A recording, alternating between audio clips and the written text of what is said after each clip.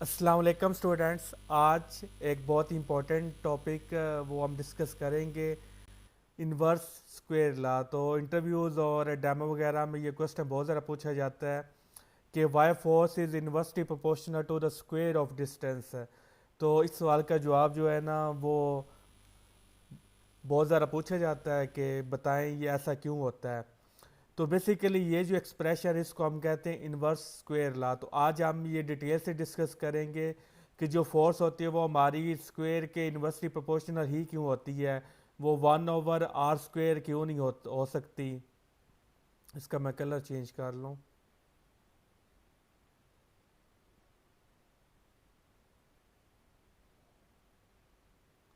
तो 1/r³ क्यों नहीं हो सकता, 1/, हमेशा आर ही क्यों होता है, r² ही क्यों होता है। इन सवालों का जवाब जो है ना वो आज हम ढूंढने की कोशिश करेंगे। तो चलिए अपना लेक्चर स्टार्ट करते हैं।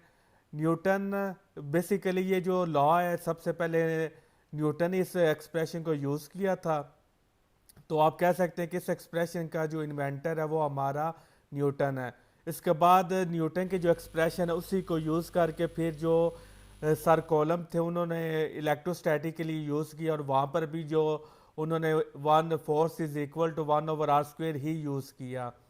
तो लेकिन उन्होंने सारी स्टडी की थी न्यूटन को, तो इसलिए ये एक्सप्रेशन जो है ये आप कह सकते हैं कि ये न्यूटन का इजाद करता एक्सप्रेशन है, कॉलम का इजाद करता एक्सप्रेशन नहीं है। तो न्यूटन ने इसको किस तरह डिस्कवर किया, उसको कैसे पता चला कि फोर्स हमेशा डिस्टेंस के इन्वर्सली प्रोपोर्शनल ही होती है। तो Newton took help from Kepler's law. तो न्यूटन ने क्या किया, कैपलर्स लॉ की मदद ली।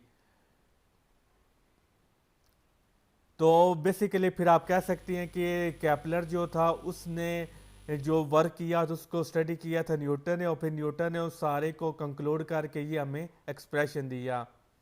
सो first we understand Kepler's law of planetary motion. तो सबसे पहले फिर हमें कैपलर्स लॉ को स्टडी करना चाहिए क्योंकि न्यूटन ने इसी को स्टडी किया था। तो इसलिए सबसे पहले हम क्या ये फिर करते हैं, कैपलर्स लॉ को स्टडी करते हैं। कैपलर के 3 लॉ हैं, लेकिन जो न्यूटन है उसने 2 लॉज की मदद ली, कैपलर का फर्स्ट लॉ और कैपलर का थर्ड लॉ। तो कैपलर भी एक साइंटिस्ट फिजिस्ट था, इसने क्या प्लैनेट्स के बारे में 3 लॉज दिए थे कि प्लैनेट किस तरह सन के गिर्द रिवॉल्व करते हैं। तो सेकंड लॉ को हम स्टडी नहीं करेंगे क्योंकि वो न्यूटन ने यूज़ नहीं किया था, न्यूटन ने सिर्फ फर्स्ट और थर्ड लॉ यूज़ किया था, इसलिए हम फर्स्ट और थर्ड लॉ को पहले समझेंगे। तो फर्स्ट लॉ क्या कहता है, the orbit of a planet of is an ellipse.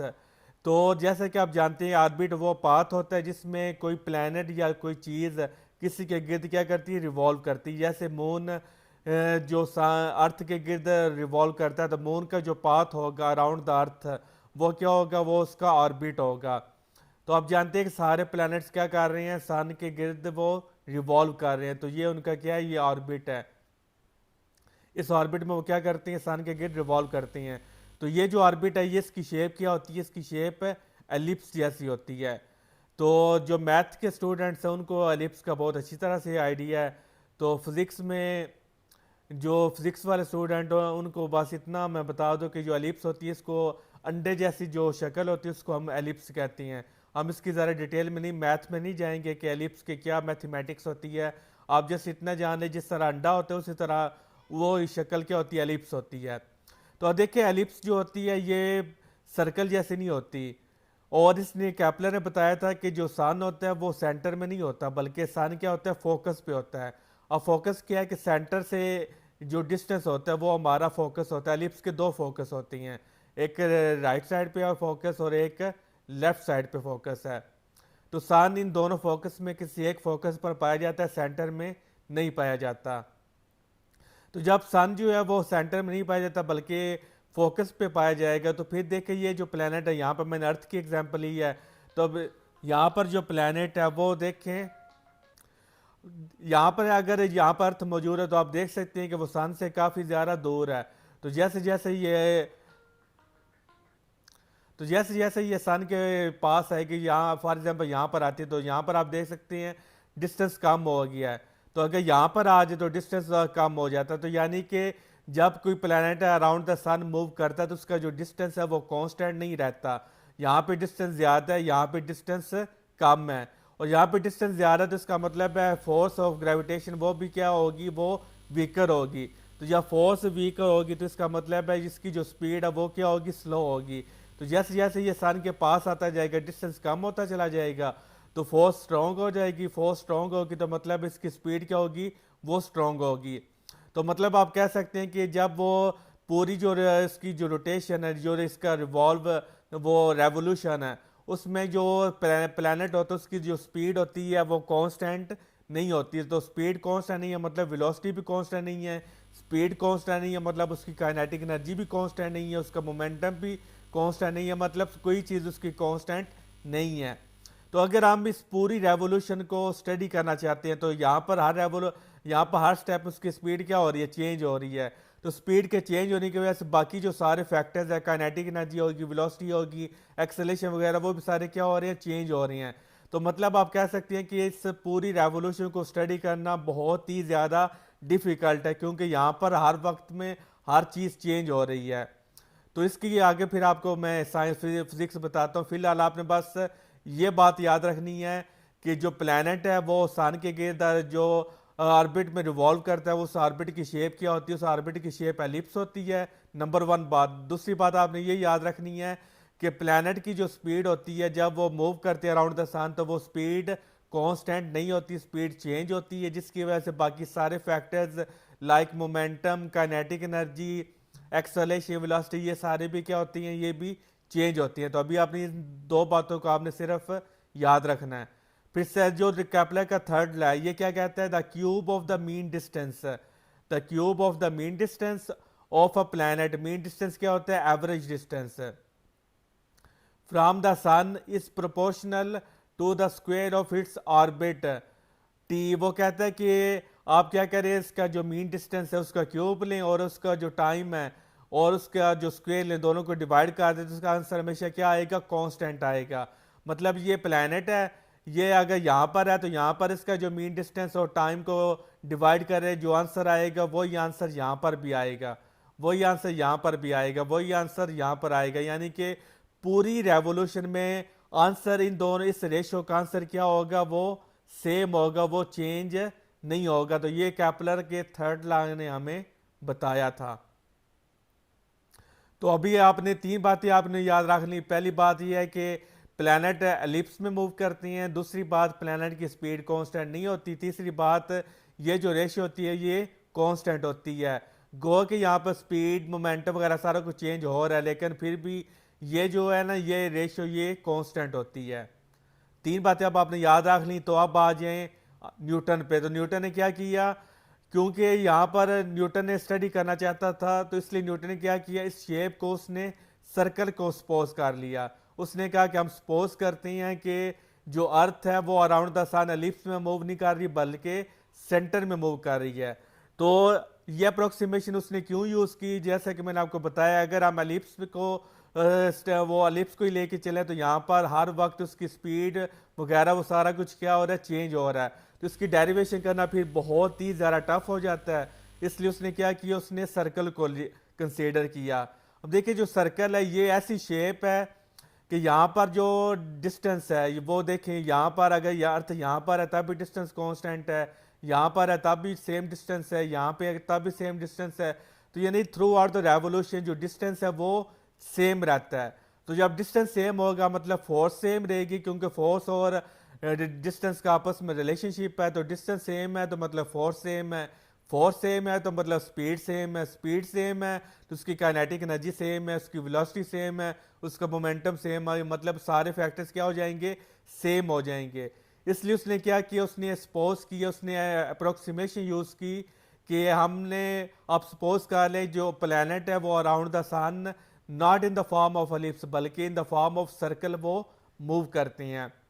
तो अब सवाल ये पैदा होता है कि आपके ये पूछ सकते हैं कि सर रियलिटी में तो वो एलिप्स में मूव कर रहे हैं, तो न्यूटन ने तो इमेजिन किया कि सर्कल में मूव कर रहे हैं। तो न्यूटन के जो रिजल्ट आएंगे तो वो फिर वो तो 100% वो एक्यूरेट नहीं होंगे, क्योंकि वहाँ पे एलिप्स है, वहाँ पे सारे फैक्टर्स चेंज हो रही हैं।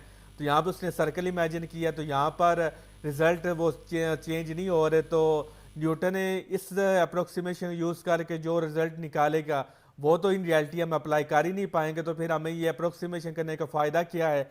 तो देखिए जो भी साइंटिस्ट अप्रोक्सीमेशन यूज़ करता है बेसिकली वो दो चीज़ें करता है। अप्रोक्सीमेशन तब यूज़ की जाती है जब उस चीज़ को इग्नोर करने से फ़र्क ना पड़ता हो, ठीक है। अगर फ़र्क बहुत ज़्यादा पड़ता तब हम अप्रोक्सीमेशन नहीं यूज़ कर सकते। तो ये जो एलिप्स होता है इसकी जो एक्सेंट्रिसिटी होती है वो बहुत ज़्यादा कम होती है। तो आप कह सकते हैं ये जो एलिप्स है जो प्लैनेट मूव करते हैं अराउंड द सन, तो प्लैनेट का जो एलिप्स होता है वो सर्कल के बहुत ज़्यादा करीब करीब होता है।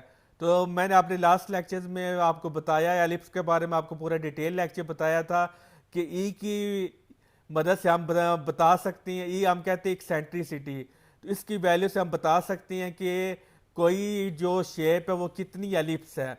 अगर इसकी वैल्यू 1 के ज़्यादा करीब होती है तो इसका मतलब है इसमें एलिप्स की शेप बहुत ज़्यादा है। अगर इसकी वैल्यू 1 से लेस होती है, 1 से बहुत ज़्यादा दूर होती है, तो इसका मतलब है ये एलिप्स से बहुत दूर है। गो के एलिप्स है लेकिन ये कम एलिप्स है। तो अगर 1 वैल्यू हो जाती है इसका मतलब ये पूरा एलिप्स बन जाता है। तो ये मैथमेटिक्स है। तो ये जो प्लैनेट का जो एलिप्स है आप कह सकते हैं कि ये सर्कल के बहुत ज़्यादा करीब होता है। इसलिए अगर हम इसको सर्कल को इमेजिन भी कर लें, आप सिंपल वर्ड में ये भी कह सकती हैं कि planet approximately in the form of circle move करते हैं अराउंड द सन, ठीक है, आप ये कह लें। आपको लेके इस बात का आपको क्लियर कंसेप्ट होना चाहिए कि इन रियलिटी पाथ एलिप्स होता है, लेकिन ये एलिप्स पूरी जेन्युइन एलिप्स नहीं होता, बल्कि वो इसकी करीब करीब जो थोड़ा सा एलिप्स आप कह रहे हैं इसको, ये थोड़ा सा एलिप्स होता है और सर्कल के बहुत ज़्यादा ये करीब करीब होता है। इसकी शेप अप्रोक्सीमेटली सर्कल जैसी ही होती है, ना ये पूरा सर्कल होता है ना ये पूरा एलिप्स होता है, थोड़ा सा एलिप्स है और बहुत ज़्यादा सर्कल है, इस तरह आप कह लें।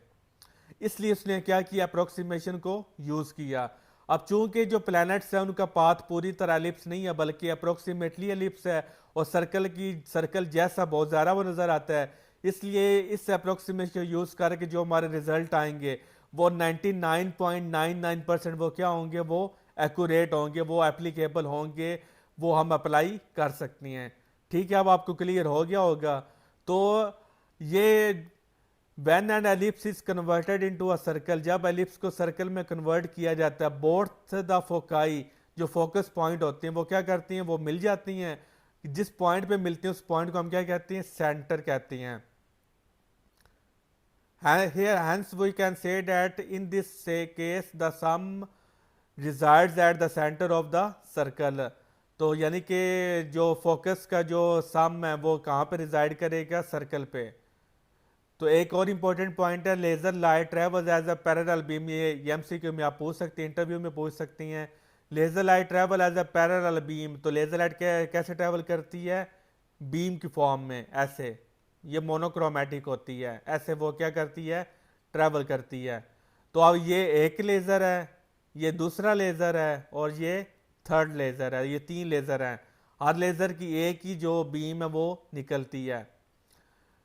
तो laser light travels as a parallel beam spreading very little, ये स्प्रेड बहुत ही स्मॉल एक्सटेंट तक करती है। तो इसलिए जब एक कमरा है उसमें अंधेरा है तो आप जिसमें अगर लेजर लाइट जलाएंगे, लेजर को ऑन करेंगे, तो सिर्फ एक ही इस तरह जो लाइन में इसमें आपको रोशनी नजर आएगी, पूरे कमरे में आपको रोशनी नजर नहीं आएगी। जहां पर आप वो लाइट लेजर लाइट फेंकेंगे सिर्फ उसी लाइन में क्या होगी, रोशनी आपको नजर आएगी। तो वैसा क्यों होता है, क्योंकि ये सेपरेट ये नहीं करती, ये फैलती नहीं है, बल्कि एक पैरेलल बीम में ये ट्रैवल करती है। तो इसलिए inverse square law laser light पे एप्लीकेबल नहीं है। लेजर लाइट पे क्योंकि ये सेपरेट नहीं करती तो इसलिए इनवर्स स्क्वायर लॉ यहाँ पर एप्लीकेबल नहीं है। तो यानी कि लेजर लाइट में फोर्स इज इनवर्सली नॉट, ये जो एक्सप्रेशन है कि force is inversely proportional to 1/r², laser light में ये एप्लीकेबल नहीं है। ठीक हो गया। क्यों एप्लीकेबल नहीं है, क्योंकि लेजर पैरेलल बीम की फॉर्म में ट्रैवल करती है और ये लाइट की तरह सेपरेट नहीं करती। लाइट पे ये एप्लीकेबल है क्योंकि लाइट सेपरेट करती है। तो लाइट के केस में भी force is inversely proportional to r² का रिलेशन एप्लीकेबल है। Nuclear force do not obey inverse square law, तो न्यूक्लियर फोर्स भी इसको वो ओबे नहीं करती। फिर अब ये इंपॉर्टेंट पॉइंट है, the earth orbit is almost a perfect circle. Almost का वर्ड यूज हुआ है, टोटली परफेक्ट नहीं होता। Its eccentricity is 0.0167। तो देखिए जीरो के ये करीब है और वन से देखिए बहुत ज़्यादा दूर है। जीरो के जितना ज़्यादा करीब होगा कोई शेप, वो उतना ज़्यादा सर्कल होगा, और वन के जितना ज़्यादा करीब होगा वो उतना ज़्यादा एलिप्स होगा। ई की वैल्यू की बात कर रहा हूँ। तो ई की वैल्यू यहाँ पर कितनी आती है? 0.0167। तो जो मून है वो जो जिस शेप में मूव करता है उस शेप की जो ई की वैल्यू वो कितनी आती है? 0.0167। तो वन से ये बहुत ज़्यादा दूर है और जीरो का बहुत ज़्यादा करीब, इट मीन्स वो ऑलमोस्ट सर्कल में ही मूव करता है। लेकिन इन रियलिटी वो भी सब क्योंकि परफेक्टली सर्कल नहीं होता, तो इसलिए जो सन की स्पीड है वो भी क्या होती है? वो चेंज होती है। सन का डिस्टेंस भी क्या होता है? चेंज होता है, वो कांस्टेंट नहीं होता। तो आप देखें, ये तो हमें पता चल गया कि न्यूटन ने दो लॉज को यूज़ किया, फर्स्ट और थर्ड लॉ। और ये क्योंकि केपलर के एक्सपेरिमेंटल लॉज थे ये एक्सप्रेशन, और ये वाली जो बात है ये मतलब है थ्योरेटिकल नहीं थी बल्कि एक्सपेरिमेंटली बात थी। तो यानी कि ये क्योंकि अप्रूव्ड था तो इसलिए वो कॉलम इसको न्यूटन इसको यूज़ किया। तो अब हम देखते हैं कि किस तरह न्यूटन ने ये डराइव किया एक्सप्रेशन। तो consider a planet of mass m moving with velocity v around the sun in a circular orbit of radius r। तो ये प्लैनेट है, ये सन के गिर्द सर्कुलर ऑर्बिट में क्या कर रहा है? मूव कर रहा है, जिसका रेडियस क्या है? r है। तो ज़ाहिर है जब भी कोई चीज़ सर्कल में मूव करती है तो उसमें सेंटीमीटर फोर्स एक्ट करती है। तो सेंटीमीटर फोर्स की वैल्यू क्या होती है? F is equal to mv² divided by r। Now if the planet takes time t,